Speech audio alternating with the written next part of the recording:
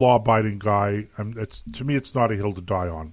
I'm not criticizing people who don't wear masks, but what I will say is this. What kind of a society, or the question I would ask is this, what kind of a society are we creating when, we're actually encouraging people to shame other people because they're not wearing masks? Now, in a world where a mask would make the difference between life and death for people, I might tolerate that. But I don't see the purpose of the masks when people are socially distancing. And I don't see the purpose of social distancing when everybody's wearing a mask. And if you're wearing a mask, then presumably you're not going to be exposed to the contagion that another person is spreading, okay, because you're protected because you're wearing a mask. So, and if I look at the mask situation, I go, and by the way, unlike other people, I think masks are effective. But they're only effective insofar as they're preventing a certain method of spreading, okay? There are lots of other ways that these viruses could be spread. So I go, okay, fine, wear a mask if it makes you feel better. I'll wear a mask because, I don't want to upset other people. But this idea of shaming, I have a real problem with it. And I have a real problem in general, just as a practical matter, is saying that the government should be mandating people to wear masks anyway. Again, I'm not arguing get rid of the mandate for masks here, but I am, asking some difficult questions. For instance, why is it that we didn't have at the height of this pandemic, when the numbers were very high in terms of infections and deaths, etc., we didn't know what we were dealing with, but we didn't mandate masks. True, we shut down stores, etc., but I could still go into the grocery store, never wear a mask in the grocery store. We were asked to socially distance, okay? We were asked to take prudent, I think, precautionary measures, and that's what we did. And the number of cases went down to the point where we started reopening the economy again. And even after we were reopening businesses, etc., we still hadn't mandated masks, and the numbers were still going down. And so my question is, why all of a sudden, if it's working, why do we now say everyone has to wear a mask and make it a law? And I just couldn't figure that out. We're going to have to go for a break already, Nick. Wow. Hard to believe. We're just motoring through here. We're just going to be back in a couple of minutes here on the Nick and Joe Show on ThinkRadio.ca.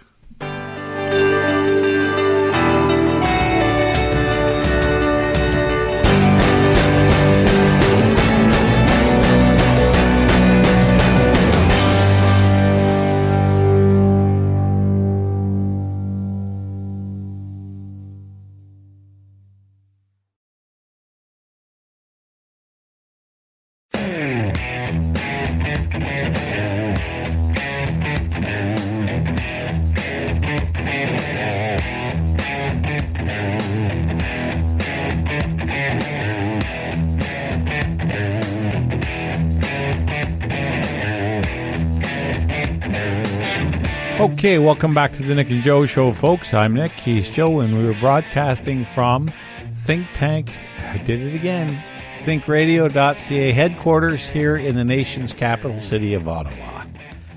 Almost got it. Oh, you almost got it that time, Nick. Okay, it was pretty close. I'll give you, that much. I'll give it to you. I'll give it to you this time. Not that you need my approval. So, again, we were just talking just before the break, talking about this COVID-19 business and stuff like that. And, we got to do a bit of a theological discussion, or Nick got to do a bit of a theological presentation. I agree with him, etc. But I think that the real issue here, Nick, is, we can debate the numbers.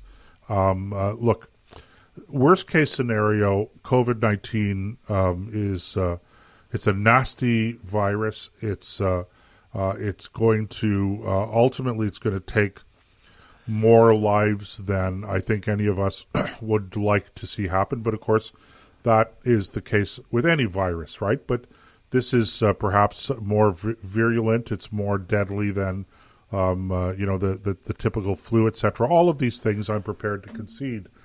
But I think that what people have to understand is that life is going to go on. Most people are not going to get this virus. And for those who do, the overwhelming majority are going to survive. And that includes if you're younger, okay? I'm not particularly troubled that younger people seem to be picking up this virus. So what really bothers me mostly is that as the cases go up, that all of a sudden we're starting to worry about whether or not we should shut the economy down again, close businesses. And I think that would be a terrible, terrible, colossal mistake. I think, first of all, the people who are advocating this are people who are, to be perfectly blunt, on the public payroll. They're going to get their money regardless of what happens. And in fact, even if they don't eat, they're not just going to get their money. But a lot of people who are in the public service with children found that this was a little bit of a cash windfall. I hate to say it, but with the extra benefits they got to help them cover costs of looking after their kids when they're at home, et cetera, et cetera. So it's easy to say close down stores, close down small businesses, close down mom and pop shops.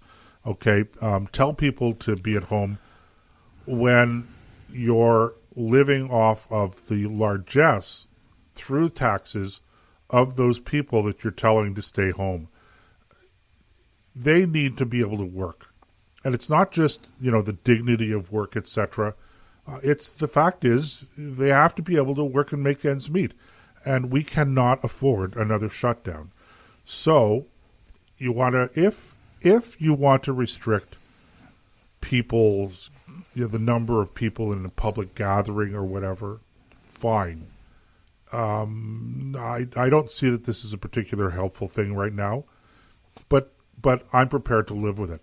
But do not shut things down to the degree that we shut things down earlier in the year. That will be a disaster of the first magnitude economically. It already has been, and I just don't think economically we could survive a second shutdown like that. Well, I think when you said we couldn't survive a second shutdown, I'm not sure we've survived the first. I mean, there are thousands of businesses that are now gone. People who would have had a job to go to are now without work. The unemployment rate is almost at all-time highs. And yes, I think I saw last month they added 1 million new jobs. They weren't new jobs. They found a way to create to. They were old jobs coming back. Yeah. I guess that's what I was trying to say. These are just jobs that have been on hold, but for businesses, and I would think that some of the hardest hit businesses were things like restaurants, sure, bars, places that depended on crowds. Look at what it's done to the CFL. Canceled the whole season. Right.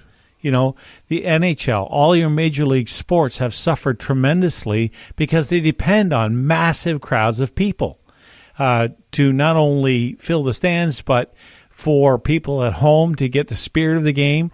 I've tried to watch some NHL hockey, and they do a good job of making it almost feel like normal, except that the stands are empty.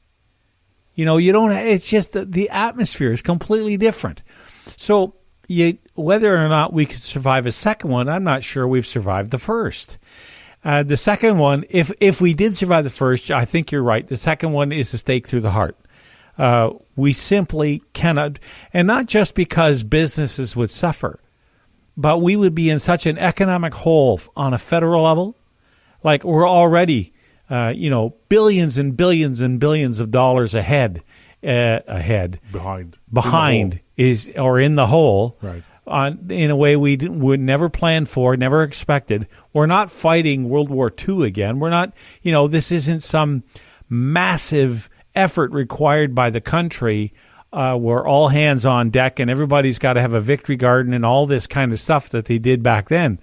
This is just. I really think if it's not artificially created, it's artificially inflated. It's maybe nothing more than a natural virus, just like H1N1 was, just like SARS was. All of these things, none of those things were required a government shutdown. I remember SARS shut down the city of Toronto. You could fire a cannon down Yonge Street, not hit a soul. And the damage that did to the economy of Ontario, because whether we like it or not, Toronto is the engine of the economy, at least in Ontario, if not the whole country. So if we go through another shutdown, I don't know how are we going to fund anything? You know, are the members of, when the day comes, when a government check bounces, we are in big trouble. Or will they avoid that by simply printing more money, which led to the Great Depression? It wasn't the stock market crash that caused the Great Depression. It was the trying to regulate the damage caused by the crash. They had a crash that was far worse than 1920.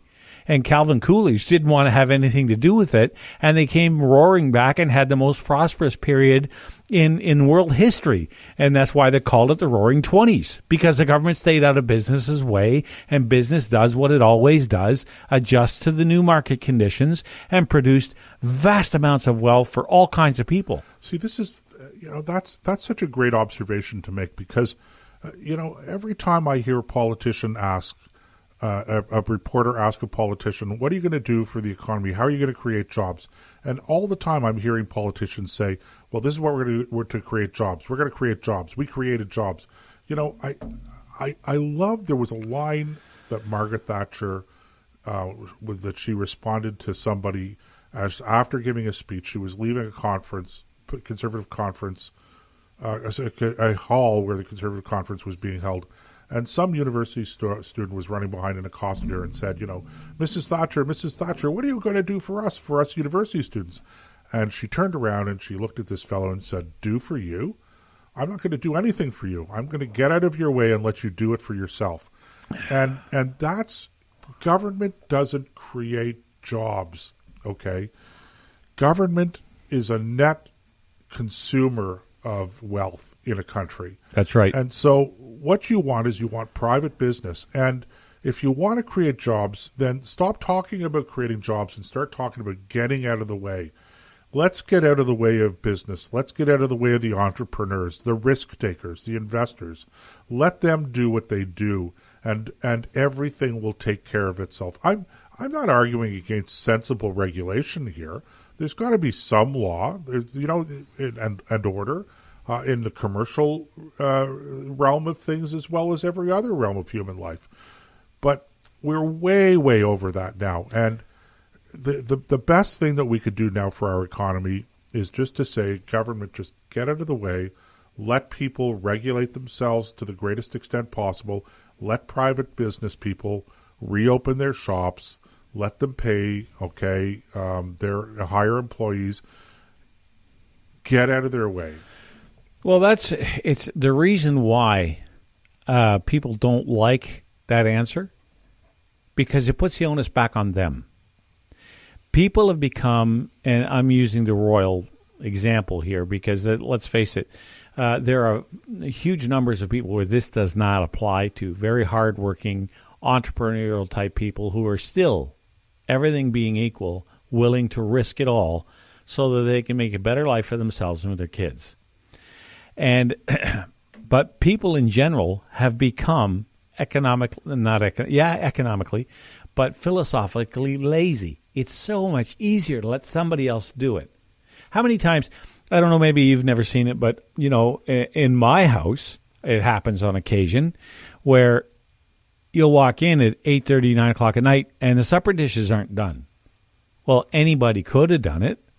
Somebody should have done it, but nobody did it. It's that old somebody, anybody, nobody, coulda, shoulda, woulda saying. And because it takes more effort than they want to put out. And there's people in general are inherently lazy. So if you can get somebody else to provide your daily bread, why should you go out? And this is one of the great problems with communism. If you know that you go out into the potato patch and you work your tail off, right, because you believe in the communistic collective cause, But the guy next to you just sits on his butt, does the very bare minimum, if that, and you know, and he knows he's going to